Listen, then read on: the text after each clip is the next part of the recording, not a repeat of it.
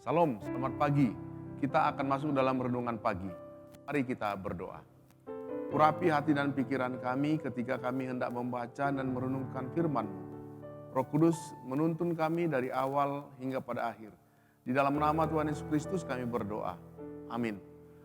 Bapak Ibu Saudara-saudara, ayat firman Tuhan yang menjadi dasar renungan kita terdapat di dalam Yeremia 38 ayat 14 sampai ayat yang ke-28.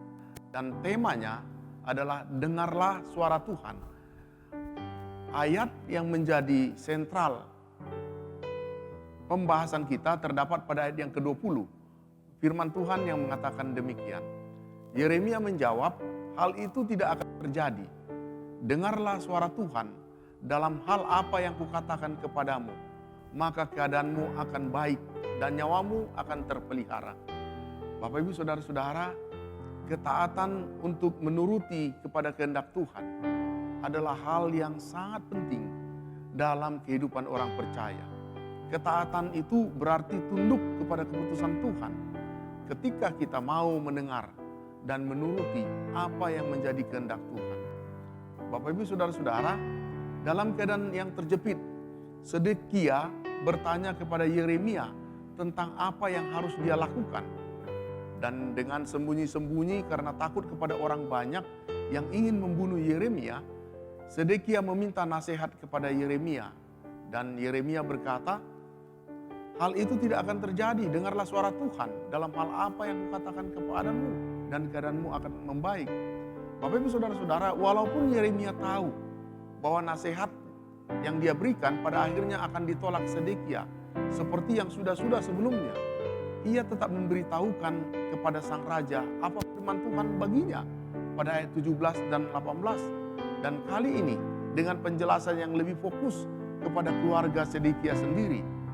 Kalau Sedekia mau mendengarkan suara Tuhan dan menyerah kepada Babel, ia dan keluarganya akan selamat pada ayat yang ke-17 dan 20. Akan tetapi kalau Sedekia menolak percaya, maka ia dan keluarganya akan sangat menderita.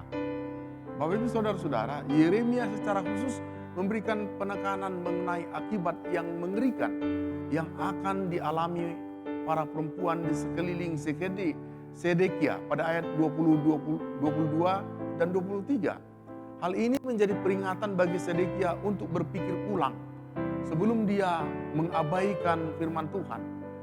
Tetapi ternyata, saudara-saudara, apa yang terjadi? Sedekia tetap menolak nasihat Yeremia karena dia lebih takut dilecehkan oleh orang-orang Yehuda yang telah lebih dulu menyeberang Babel pada ayat yang ke-19. Sedekia membuktikan dirinya bahwa dia bebal dan lebih takut kepada manusia daripada kepada Tuhan. Seandainya Sedekia menuruti nasihat Yeremia, maka apa yang ia takutkan tidak akan terjadi karena Tuhan yang akan menjamin keselamatannya. Dijelaskan pada ayat yang ke-20. Bapak Ibu Saudara-saudara, dari uraian ini, apa yang menjadi renungan kepada kita? Ketika kita tidak mau menuruti peringatan Tuhan, maka jangan kaget kalau suatu waktu hukuman Tuhan akan menimpa kita. Kita akan mendapatkan celaka. Oleh sebab itu, libatkanlah Tuhan dalam mengambil keputusanmu. Dan turutilah apa yang menjadi kehendak Tuhan.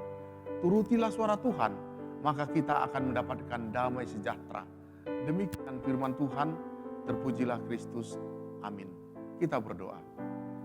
Firman-Mu yang senantiasa menguatkan dan meneguhkan kami, supaya kami lebih mendengarkan suara Tuhan, mengikuti apa yang menjadi kehendak Tuhan.